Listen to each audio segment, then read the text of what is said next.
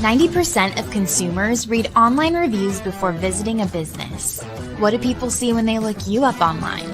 We give you the tools you need to take control of your reputation. Send surveys to your customers via text message with Testimonial Collector. Get 5-star reviews on all the major platforms like Google, Yelp, and more. Track what people are saying about your business with Reputation Manager. Respond to comments and turn negative reviews into happy customers. See what your competitors' customers are saying about them with Competition Tracker. Learn great marketing tactics and what it takes to stay on top. A bigger social presence means more connections. Automatically generate and schedule engaging social media posts with Social 365. Build trust, boost sales, and grow your business.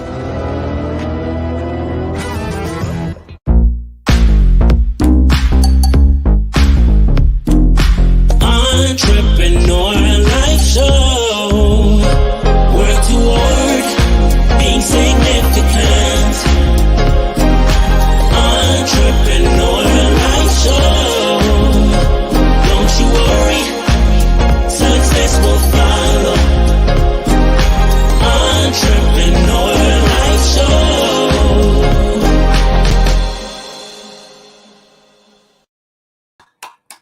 Hello, everybody. It is Thursday, and welcome back to the show. And for everybody who has been downloading on the podcast, you're the best. I mean, it's so great when I get downloads. I mean, that just means you really like the guests I have on the show. So I just always want to thank the publicists and PR agents that I use that give me the best guests. And that means you guys keep coming back and downloading and watching.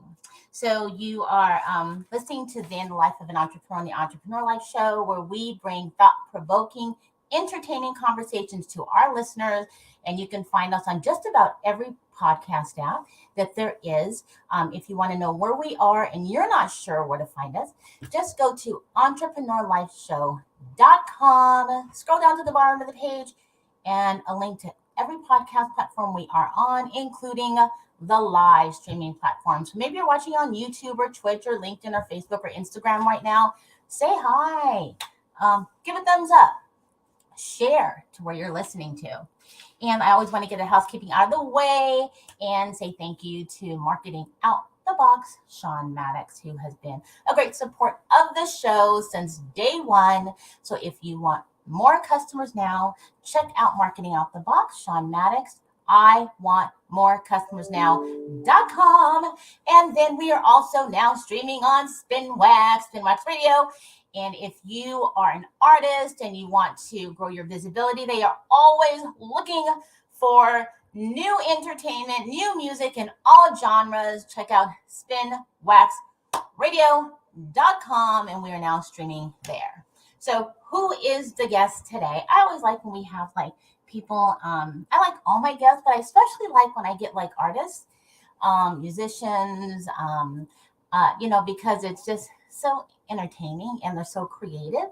So I like all my guests and the authors, but I especially like when I get artists on the show, especially because if, I would love to have been a singer if I could sing. I'm a shower singer, but so I live these artists' lives. And sometimes in the back of my mind, like many of us can be in our car thinking we're really singing and we're singing nothing, but it would be great if that was our voice. So today I have Jason Shand on the show. So I'm really happy about that because the PR agent who brought him onto the show, I actually went to the website and he's got some really damn good music. I mean, I shouldn't say damn, really good music. Jason Shand, he's a musical artist. He also writes and produces all of his own music, which is great. His lyrics, he has a huge collection out there. So if you haven't heard of him right now, you're gonna hear of him if you haven't, and you're gonna have to go to his website because I'm really loving some of his music. Give me some, actually kind of like some more spat, some Linux kind of feeling. But I'm gonna bring him on the show, Jason Shand, so you guys can meet him, and I can get into the question, and he can share everything about him. And then we can learn at the same time. And then maybe he might, I don't know, maybe he might give us a little something, entertain us. We'll see. I'm going to ask him. Let me bring Jason onto the show. Hello. Welcome. Hi. How you doing? I am doing wonderful. And I'm so thankful that you accepted the invitation to the show. I appreciate that. Thank you for having me. And, I did go to your website and there's quite a few of your songs I like. I did watch some on your YouTube. I did see one of your videos, and I really love the album cover. So I wanted to, because it's very creative, and I know I'll get to that. But I wanted to ask, I know that from what I read, originally you were in a rock band. Yes. And I want to ask, how did you know of when you knew that you wanted to pursue music? Because being able to write the lyrics, produce, you know what? as well as sing and entertain is a lot. Okay, so like yourself, I was a shower singer. And I always had, even as a child, I would always entertain my mom's guests who would come by and I would sing for them. But I never had the courage to pursue it. You know what? My mom played the piano in the house, but I was never surrounded by musicians or artists. Like my mother was, she was a United Nations diplomat, and my stepfather, he was an engineer for the United Nations. So I wasn't surrounded by any of that. So yeah, the singing to the guests kind of ended a long time ago when I was smaller. And then, I went to, but I never, I always had this urging to want to be a singer, but I didn't know how to, and I just didn't. There's nobody to push me. So sadly, I didn't do anything with with music. I was too shy. I was a little introverted, as a kid. And so I went to college, graduated from college, Syracuse. And it's only after I graduated, I decided, you know what? I want to give this a try. I'm serious. I never sang a note. I was never in a choir. I was never in it. So I auditioned I looked up, I found an audition and I went out and auditioned for this band and I practiced and practiced. Mm-hmm. And then when I did my first audition, it was horrible. My voice was breaking, and you know what? I didn't know how to sing because I was singing from here. You got to sing from your diaphragm. I didn't know any of this stuff, And then I left that audition, but I wasn't crushed. I was actually encouraged because I got the can I say the word balls? Yeah. Okay. I got the kahunas to go out and actually try, because if you don't try, you won't succeed. You have to try. You have to fail. That's what I learned from that. And then I started to be a little more vocal about my desire to be a singer, Right. and I started to tell some friends. And then I was living in Boston, and I was in a pizza store, and my best friend, not me, my best friend ripped a number down saying new lead singer needed for this band that headlines all over Boston. Anyway, I auditioned with this band. For this band with like 150 other candidates, and they chose me after like a back and forth with me and another person, with a condition that I get voice lessons. They wouldn't take me unless I got voice, but they saw something. They saw something, a raw talent, I guess. Right. So this is a case of putting yourself out there, but because you know what, you have to get lucky too in this business. I agree. There's an element of luck involved, but you've got to make your luck. So I got voice, and here's luck. So my voice teacher was expecting a Jason, but I wasn't the Jason he thought I was. But he decided to take me, and he at the time was Steven Tyler from Aerosmith. Yeah, what? Steven Tyler's voice coach. Wow.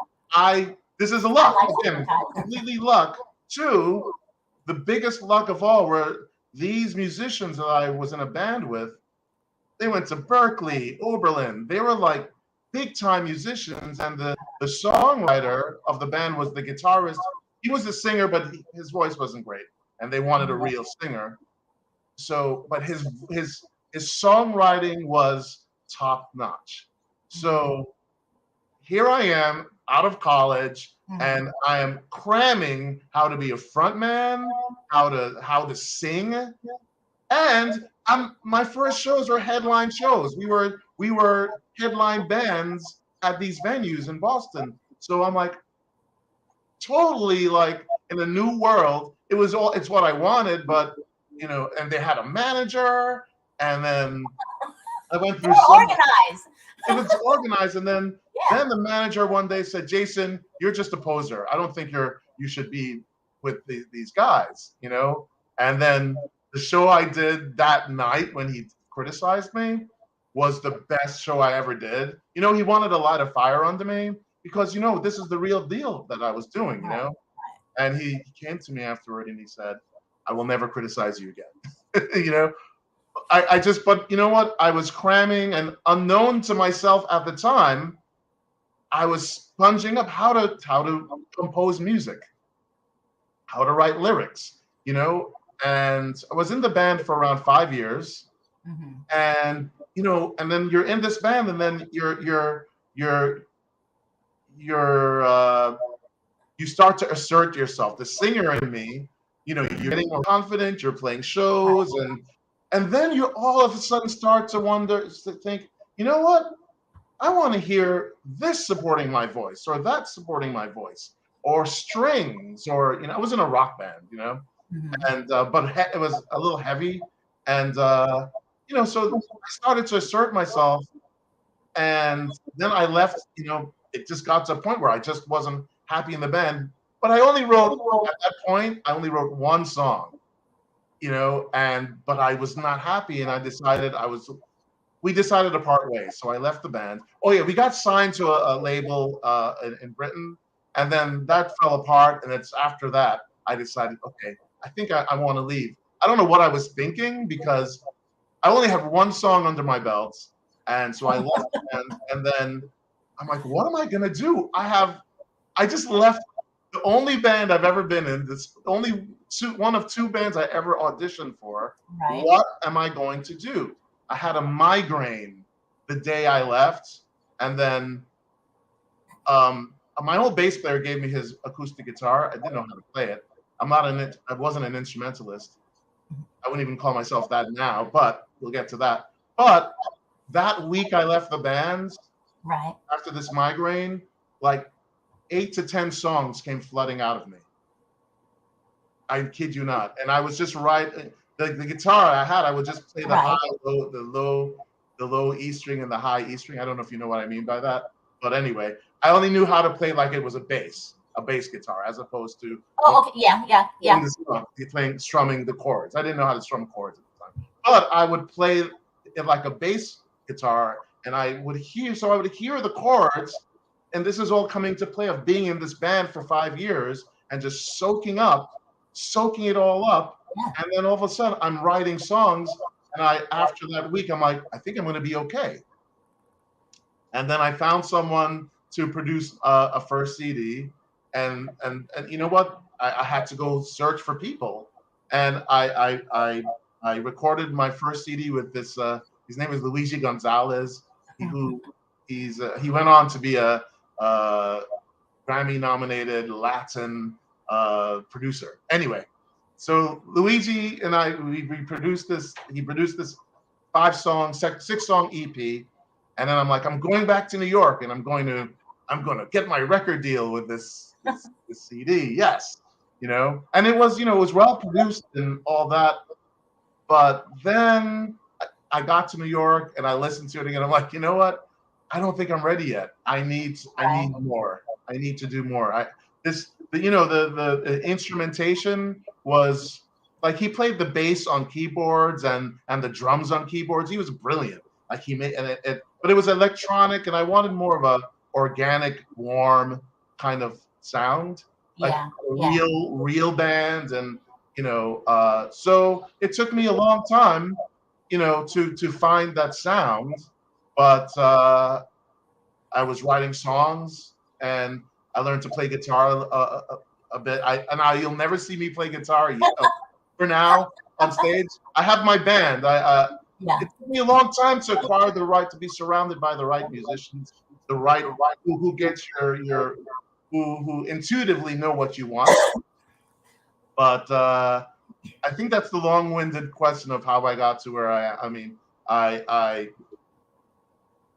found the right people to surround myself with.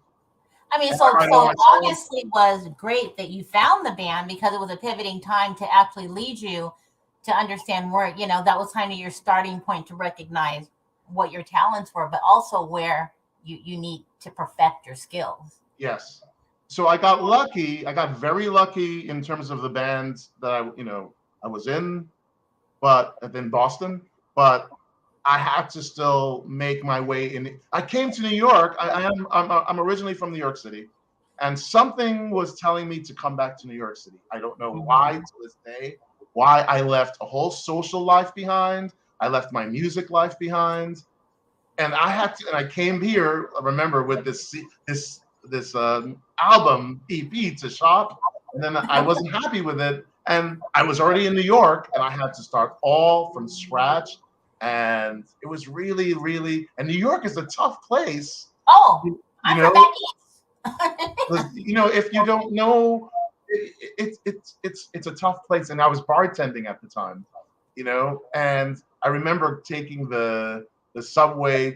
I lived in Midtown East, and I would go to the Upper West Side, and I was taking the subway, and I was first back in New York, and I thought, my God, these people watching everybody on the subway and their faces, and they all looked beaten, like just across the board. I'm like, I don't know if I can do this. So what I did was I bought rollerblades and I practiced like at 3 a.m. going down this hill that was near me, and just practicing to stop. And then anyway, it changed my whole outlook, because I would skate to work.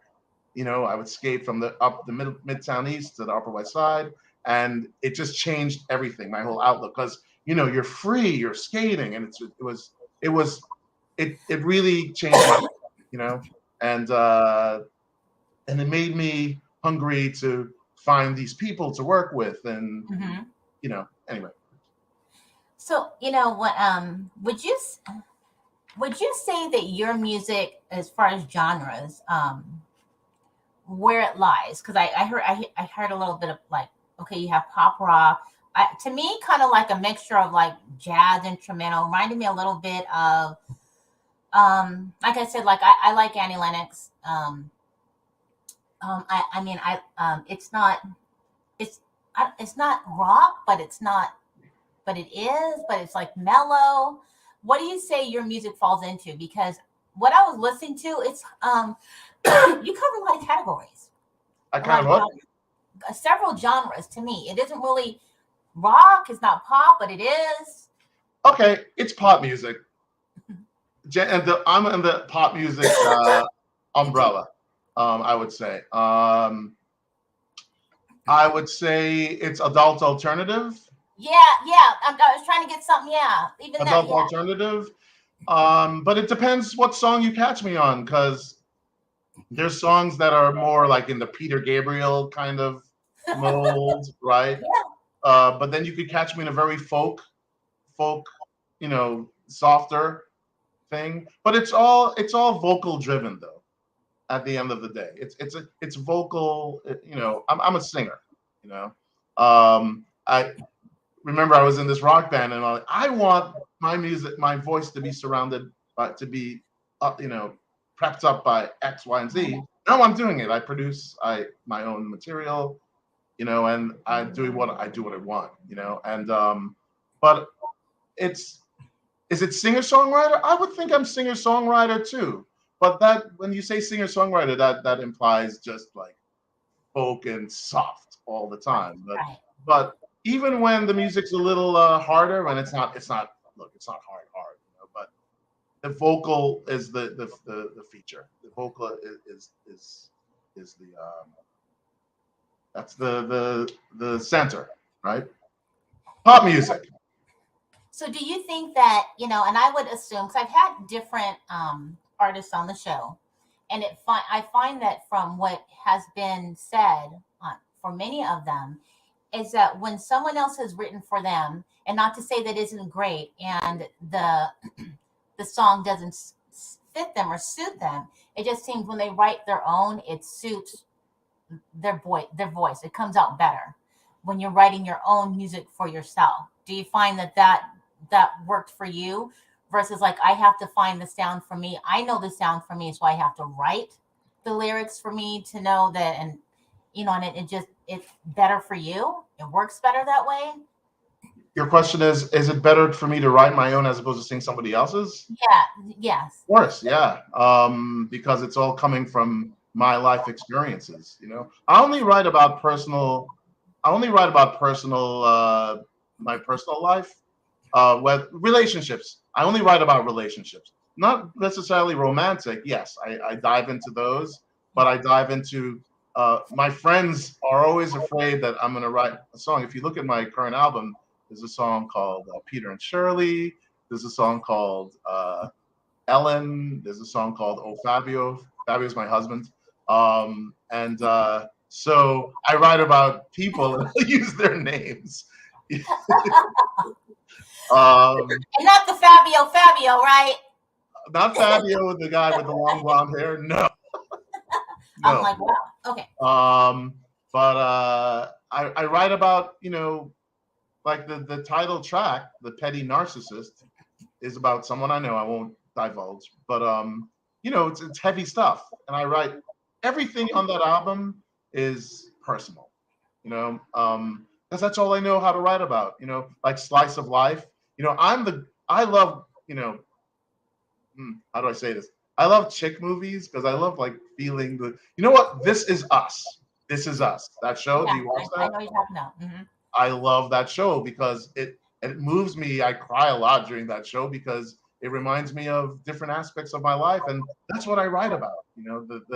The or Say You Love Me, the second track on the song, I guess I was in love with him a long time ago. This person giving me mixed signals like, do you want to be with me or not? Why are you acting? Why are you doing this if you say you don't? So I write about everything. So I was gonna kind of move that direction as to the inspiration for some of your songs. So I know you have is it Zeeva? Because of Zeeva, and you have I think it's like 17, 18 tracks on that. Yeah, 18. And so, but now that you're saying that, a lot of it, when I was listening to, and let me back up. I wanted to ask, where did you even get the title, The Petty Narcissist? I'm looking at some of your albums because the titles they're so creative. It's not like the norm. You have Because of Zeeva, The Petty Narcissist, In the Bank. I know The Petty Narcissist.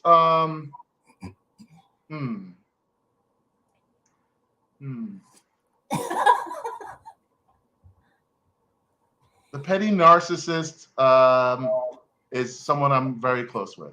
Okay, I can't say, out of respect, I'm not going, because I do diss them a little bit in that song. And we made up, but the song is still a great song, and that's why I use it. But the pain and there was a lot of pain that came with writing that song, and there's that pain and heartache isn't there anymore. Yeah, I just listened to a good song, but at the time it was created, it came from a lot of pain and heartache. So that's the Petty Narcissist. Zeeva is my mom. Ah, okay. Because of Zeeva. Zeeva is my mom. She's the reason why I'm here. She raised me on her own, and she's my superhero. So because of Zeeva, that's where that title comes from. And because this is like a total 360 from what, like you said, what your parent did as a career, and then you're in music. I mean, that's just like you wouldn't even expect or anticipate that you would get into music and become an artist. I remember I think we were in Barbados. Yeah, we were in Barbados right after college, and I'm like, Mom, I think I want to be a singer. And she's like, Jason, you've never done anything. What are you talking about? And it's really nice to be on the other side of it now, where she completely respects and totally supports what I'm doing. If there was, if you had an opportunity to perform with any artist, and that be male and a female, now they could be living today or past, who would those artists be? You mean like sing a duet or something? Yeah. Or open for someone, or like, what do you mean? Like sing with them. Oh, sing with them. I would love to do a duet with Adele. I could do that. Yeah. That would be cool. Yeah, she is. A male singer that I would do something with.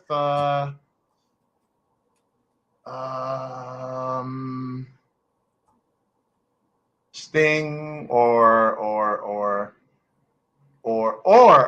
you probably have never heard of this band. They're actually my favorite band right now. They're a British band called Elbow, and the lead singer his name is Guy Garvey. I would love to do a duet with him. Although we kind of have a similar voice, so I don't know if that'd work. But yeah. So those two. Oh, I might have said a while back Bono from U2, and I still love U2. They made me want to be a singer. Mm-hmm. They made me want to be a singer when I heard one of their tracks. I'd never heard. They existed well before I heard them, but I heard them the song, and I'm like, that's what I want to do. So to answer your questions, Adele, I'd love to do a duet with her, or Fiona Apple. I love Fiona Apple. Oh, yeah, I like Fiona Apple. Or Annie Lennox. Annie Lennox. Wait, who doesn't know Annie Lennox? If you don't, I don't know who you are. You don't. What's that? Annie Lennox? What? I mean, who doesn't know Annie Lennox? If you don't know who she is, like I don't know who you are if you don't know Annie Lennox is. Right. Exactly. No. And when I had this vision of myself as a singer, I wanted to have, all these people I just mentioned have a distinct voice. And I'd like to think I do as well. I deliver a song, and it's me singing it. There's so many artists today that sound so very, very much alike, and it's and I'm not saying that that's a bad thing, but when you listen to someone on the radio, and if you're able to identify them right away, that says something. Said, oh, that sounds like, is that, because so many sound just alike. And as far as like some of the artists you were mentioning, they are just extremely like kind of set their own path. Just like Lady Gaga, there's not going to be another Lady Gaga, even the sound. Just like there's not going to be another sound like Madonna. You know what I'm saying? There's just certain people just not going to happen. Right. And if you mimic it. I know this probably is going to be like, and you don't have to. It would be great to hear your voice, but I understand if you're not prepared and you don't want to. That's okay. I've had like. Here's a lesson I learned. Never ever do anything unless you've rehearsed. Because if you don't rehearse, and that's the thing. Here's the thing as well. I'm not an instrumentalist. I do compose on guitar. But I have a band. I have a fantastic band, and I'll hand it over to them to. But anyway, I you know what? I'm not prepared. I wish if I'd known, I would have maybe prepared a little something. I'm going to politely decline. That would have been lovely. So I want to ask this. So there was a time that when and if you wanted your music heard, just to get out there, and I'm in my 50s. So I remember people at the beach, and they had their CDs, and you're trying to get into A&R, and it was who just to get somebody just to play that one little bit at a time slot when people were listening, just to be heard. And so now, because of with social media, it seems to be a lot easier to get out there and to be heard. Would you say that because of that right now, a lot of people are just putting anything out there because they can, because of social media? Right. But then, and also then a lot of people are using other people's music with social media. And then these artists aren't getting paid. Do you think that the way music is explored today and so easy to get out, it's more beneficial, or it lacks real artists, because anybody can put anything out there? You know what I mean? For the artists who are really trying to put good music out there, because on social media people just putting all kind of stuff. It's a double-edged sword, like it, yes, everybody can and anybody can just put whatever out there. It's easy.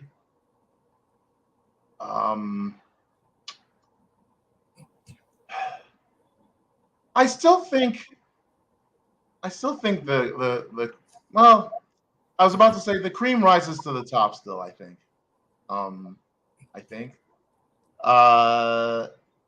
It's hard, this digital era, it's so hard. There's so much noise, Yeah. So, I mean, the route I've taken is I actually have a radio promoter. I have a radio promoter, and I'd never had until I have a #1 song that's on the indie charts. Never experienced that before, and I'm just saying this is my route. It's not the route. It's just the route. Right. It is who you know. It is who you know still.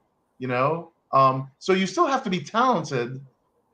Yeah, anybody could put whatever out there, but if it, usually it's a flavor of the month, or a flavor of the week, and it's gone. No, I get what you're saying. Is there substance? A lot of times, sometimes there is substance actually, but a lot of times no.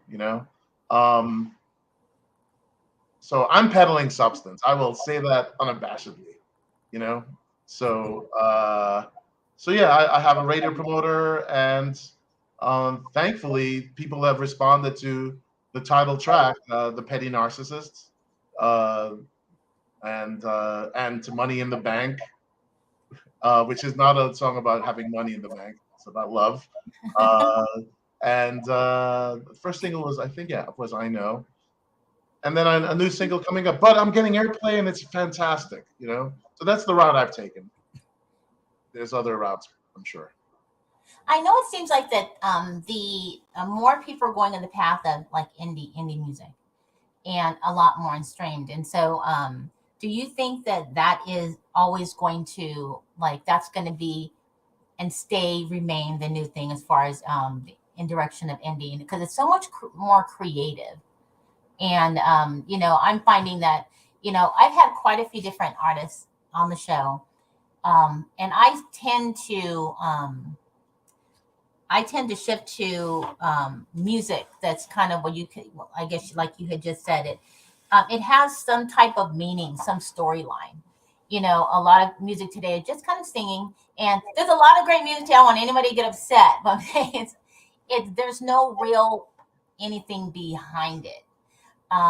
So it's harder to relate. And I notice that a lot of indie music, people are more directed to that, even than this kind of newer kind of music today. Wait, you're saying in a lot of indie music that it's not coming from?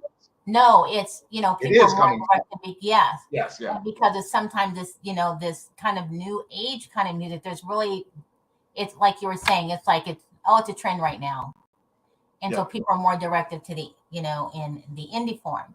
Do you think that that's true? As to that's how more people, more artists and more people are listening to. That's what I'm finding. The growth is just amazing for indie artists.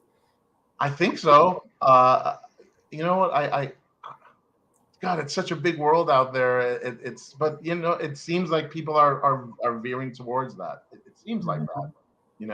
I'm sorry. I was kind of laughing as you were asking your question, because last night I had a friend of mine visit, and he's like, "Have you heard this song?" I'm like, "What song?" And he plays a song. I'm promoting them right now. I don't know who does it. It's called Selfie. Have you heard that song? I know what you're talking about. I do. And I'm just like, I can't believe this is. I mean, I do know what you're talking about. you do know what I'm talking about, right? Yes, and I I'm do. like, this world is crazy. That's I mean, it's clever, but it's incredible. Look, I'm a demonstrator of what you just said about what happens is sometimes I play an album, and then a playlist automatically plays after the album after I've stopped paying attention, and I've discovered this music, this indie music, and I'm like, wow, this is really good. This is really good. This is really good. And yes, it's coming from the heart, So I agree with you on that observation. Is that the way things are going? I guess. I don't know. It's so big, this world. I don't know. I'm just trying. So, do you think that you will? So, I know that you said that on your, you have different albums on your website, and for people who are unfamiliar, it'll be on our website. You can go to jasonshan.com, and you can actually download your music on iTunes, and you have a lot of music. Your album cover, whoever did that album cover, it's great. Where it has which one? The Petty Narcissists? Yes. The kind of like I don't know, I feel like and I just had him on the tip of my tongue, Elton Johnish. I don't know why, but really, Elton John's amazing. The album cover. I have a few Elton John. So the album cover, but that's such a great cover. You know what? With the clock, but that one is such a great cover. With the chess pieces. Yes, right? Yes. So that came about really quickly.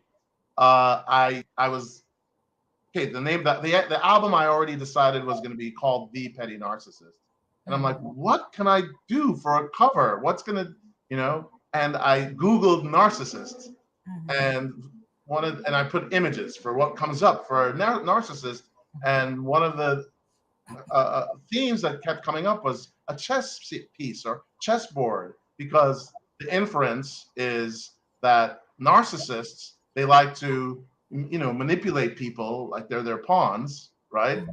And get their own way, and so that's the idea behind it. I'm like, oh, I like that. So then I looked for a giant chess piece. Where could I find a giant chess piece where I could be where you saw?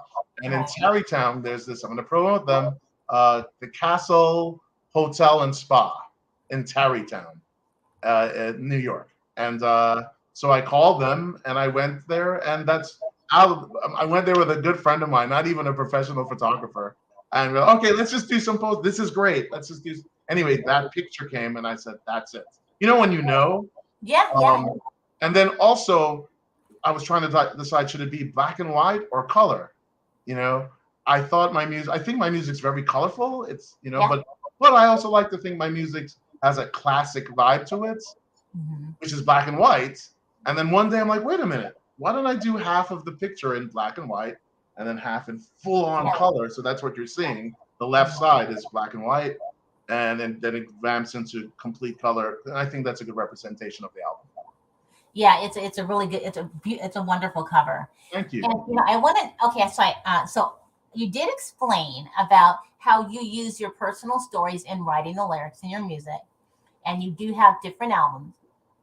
Is there a different theme individually to those albums from the other deciphers from one from the other? Well, I only have 2 albums. Right. I have 2 full-length albums. I have an EP before that. So I write, nothing's changed. I write about, different elements of things that have happened in my life, or I observe, and sometimes other people's lives, and sometimes strangers, and I just write about that in its own way. I have a song coming up called, it's not even on the album yet, but it's called Boxer Shorts Bottom and the Italian Mafia. What? Well, is that, Yes. I'm a little nervous. That's an interesting song, but it's going to come out soon, and but it's about stuff in my real life that happened, and I had a what do you call them? A stalker. I had a stalker in my life at one point, and I wrote about it. And it's a song. It's called "What I Want." On it's the 5th track, I think, 6th track on Petty Narcissist. If you listen to the song, just on the surface of it, you would think it's a love song, but it's really twisted, and it's about their fixation on trying to be with me, and it was horrible, actually. But I wrote about that. It's, and I try to make it interesting and the way I deliver it, the way even sonically, So when you wrote about your husband, did you tell him in advance you were or were you always don't write this song? And by the way. Oh, okay. So Fabio, we met during the pandemic. I'm talking like the pandemic. Is the pandemic over? What do you think? I don't even really know, to be honest with you. I know I'm in Vegas and it doesn't seem like it, but my wife's, because of my business, I'm still here and we travel back and forth, and she's in Texas and they're still locked up kind of. So, okay. So Fabio and I, we met during the pandemic, right? And then it was a whirlwind. And then during the beginnings, he was overwhelmed and broke up with me for what lasted a day. But when he broke up with me, I'm like, what the hell just happened? What's happened here? And then I picked up my guitar, and in 20 minutes, I composed Oh Fábio. And then I sent it to him. I played guitar, yes, and with me singing Oh Fábio, and I sent it to him. And oh, by the way, I'm going to tell you something about, you wanted me to perform something, but I'm going to tell you why it's hard for me. But anyway, I sent Fabio the song, and then it reeled him back in, and then we got married. So that's where Oh Fábio came from. So yeah, he heard it when I first wrote it, and in the song it's like "Move in with me." The lyrics are "Move in with me," are in there. So it's a really great. It's one of my. It's the shortest song I've ever written. It's like 2 minutes and 49 seconds. Most of my songs are like 4 minutes or something, because I tell a big story. I'm telling a story here, but I was able to write it, do a short, and it's a great great for Yeah. pop, great for radio. And he loves pop songs. He loves like bubblegum music. He loves that. So I tried to make it as much that as I could, Coming back to the point of me performing a song, once I write my songs and I compose it on the guitar and I play it, and then I hand it over to my band, I never see it again on the guitar. Like I'm never like playing it because I don't even know how to play all the songs that you see on my albums. I wrote every single one of them 100%. I would have to go practice them again right now to learn to play them because my band plays them. You see what I'm saying? So the instrumental is built around your song versus like, I think when you started, they wrote the music and you just I just showed up and sang with the band. Now it's the complete opposite. But once I compose a tune and I record it with me playing it, then I hand it to my band. I'm like, all right, you guys figure out you build your charts because I don't know how to write music. Just like the Beatles, they never knew how to write music. Yeah, I heard that. I read that. I don't know how to write music and charts or what. I have no idea. I don't know what measure is what measure. I just know how to put emotions and lyrics to a melody and that conveys an emotion. That's what I can do, and that's I'm lucky. I'm so happy to be in that this music world.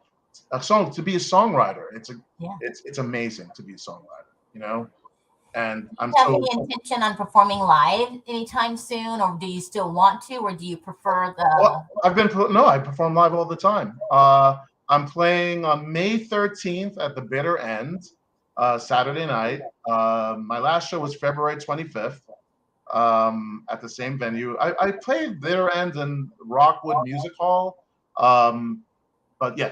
I'm playing. Oh, I'm going to be playing on the Jimmy Kimmel show on June 6th. Yeah, Jimmy Kimmel June 6th. Good Morning America is May 30th. I've got CBS coming up, CBS Morning Show. We were supposed to be on it already, but the Ukraine-Russia situation kind of preempted me, and I understand that. That's just horrible what's going on there. But yeah, so Jimmy Kimmel, I said June 6th. Good Morning America, May 30th. If you want to follow me, I'm on Twitter, Jason Shand Music. That's my handle for every social media. Like for Instagram, it's Jason Shand Music. For Facebook, Jason Shand Music. But yeah, follow me. Come along for the ride. So I noticed on your website, jasonshand.com, then you also have your upcoming events that you'll be appearing at. And so, but I want to say that's really exciting because I know I'm going to go back to when you said that when you first started performing and then it was just like your nerves like, oh crap, this band is already like known, they're out there, and you're going on stage and you were just like a little like cracked up a little bit in your voice because now you're performing and now of course you're comfortable, but you're going so national, worldwide. I mean, it has to be. I would think you're a little nervous, or do you feel that your preparation is now different because like you're going to be appearing on different shows that are seen everywhere? I've been doing this for a while, so of course if you get butterflies, I think that's great to get butterflies, but you cross a point in comfort, like there comes a point when you're like, okay, I think I know what I'm doing, and it's, one of the biggest things for me was getting the audience to sing my songs to me. And that's a great, like, what's the word I'm looking for? Not barometer. It's a great timestamp, or you know what I'm trying to say, where you're like, wow, they're singing my song to me. This is, wow, okay, I'm doing something right, So yeah, you get comfortable. So yeah, the thought of playing Jimmy Kimmel, no, I'm not shaking in my boots. Because you know what? This is what we do. We go on stage and we hone our skills. You have to hone your your rapport with the audience, and before I would just be stuck behind the mic, and whatever. Now I wander around, and it's just comfort. It's about comfort, being yourself, and so I'm looking forward to watch me vomit on. I thought he said he was going to be comfortable. Well, will your band be also appearing, or will you be singing and they'll be? Because I know that Jimmy loves his band. No. My band is playing with me. Yes. Oh, that's excellent. No, I don't want to. I'm not into like doing pre-recorded tracks and and just me singing to them. No, I like the real people behind me. There's a chemistry. I've always wanted to ask this question: when people perform live and doing different venues, and I'm not talking about like concerts, and obviously, you prepare because you're going to prepare, for the show. But do you ever get out and you see, or you walk around and you see the people who are at the venue and think, maybe I should change up some of my songs, or because you're playing to your audience, right? And it's different from like people are paying these tickets and going to see at a big concert, and they want to hear every song you have, versus you can go to a specific venue and then you're like, oh, well, let me change it up a little. Do you ever have you ever experienced that? And then you just, you have to transition really quickly, or you just go with what you're saying? No, you have to, you know what? You have to be yourself. You know what? Because if you're not yourself, it's going to fail. You have to be your authentic self. If you're going to go die, if you're going to go falling in flames, do it. Just flame out. And I went and played this venue that I forgot the name of it. That they had a hip hop DJ that was next up, and most of the crowd in this place. I'm not hip hop. I'm not R&B. I'm a, like I said, adult alternative. I played, but I knew that what was coming up, and I'm like, you know what? That's it. It is what it is, and I'm just gonna do what I do. And you know what? There was respect. I couldn't wait for it to end.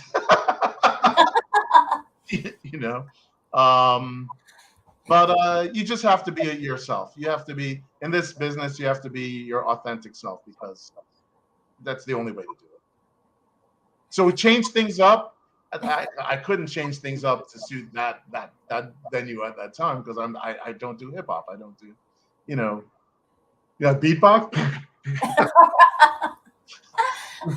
That would be terrible. Well, I know we're getting closer to the end of the show, and you're a real joy to have on the show. Oh, and and for everybody who's listening, I'm sure for you guys who maybe aren't watching live, but if you're listening, definitely, I know that you have the date and where you'll be appearing on the website, jasonsham.com. You can also download the music on iTunes. And I would say, I hope the price doesn't go up after you make all these appearances. So you probably want to download it now and get them all. I want to tell them what? Before, you make all these appearances, and then, hopefully the price doesn't go up. So everybody should download it now. Yeah, download it now. It's not, the price won't go up. I promise. But you get, for this album, there are 14 songs. The first album was 18, and that was, you know what? I had so much I wanted to get out. I usually think 10 songs is a limit for an album, because a lot of these, especially the R&B artists and hip hop, they have 20 something songs on an album. That's just so much. And to me, but some really suck because they're just trying to get stuff out, and so it's like anything on it. I know that for myself, so I don't like to buy them, and that's a lot of music. I'm like, I don't buy it. It's hard for me to buy albums anymore, because some people, what I'm finding, my personal opinion, are just trying to fill it. Yeah. And then you're only really getting I don't know, maybe 5, 6 really great songs. So this is what I will say in regards to what you're saying. I don't know if you're setting me up, because it's great what you just said, but there are no fillers on my album. When I put this album together, my fantasy has always been, I want to get an album where every song is a single. Every single song I want to be a single, or a potential single. you know. Yeah. When I was finished with this album, I think I would like to think I accomplished that with the Petty Narcissist. Mm-hmm. Every single song you'll hear could be a potential single. There's no filler, none. You know, hopefully it keeps your attention. You know, but I'm really proud of this album. It was a lot of hard work. Uh, I love good pop music, good pop songs. You know, whether it be rock, R&B, whatever. A good song, a good hook, and substance. I like something that tells a story. Substance. You know. Yeah. So go get the Petty Narcissist, please. Listen to it, and if you want, get Because of Zeeva as well. No, yeah. I actually I was on there because I know that I'm going to download, and there's very few people I purchase music from, and not because of my age. There's some people today that I kind of like. There's certain people that I like, and but I like music that has that, you know, something I can get out of it, some feeling, some connection. You know, I miss the whole KRS-One, Teddy Riley. You know, I miss those days of music. Yeah. And I really think you're one of them. I've had some really good artists on the show. I don't know if you've seen some of them, but I've been very fortunate to have people who bring some substance to music. So I try to keep that. And Yes. but anyway, everybody, so that's my personal thing. You guys don't have to listen to this 50-some-year-old woman. But thank you again for being on the show. I want to make sure everybody remember, if you want to download the music, it's really great. And if you want a little sample, he gives you samples on there. The YouTube video is the bomb. I was going to say something else. I love it. JasonShan.com. You will actually be able to find him on the website. The video will always be here. The interview will be here. But as you said, you can also find his social channel. But you guys get the music on iTunes. Some of it's really, really good. Like, I'm not saying that because you're on the show, because it is. It's really good, really good. So until next time, everybody, next Thursday, thank you again for being a great, wonderful, entertaining guest. Oh, thank you for having me. Thank you. I appreciate it. And see you next time, everybody, next Thursday. Bye. Bye.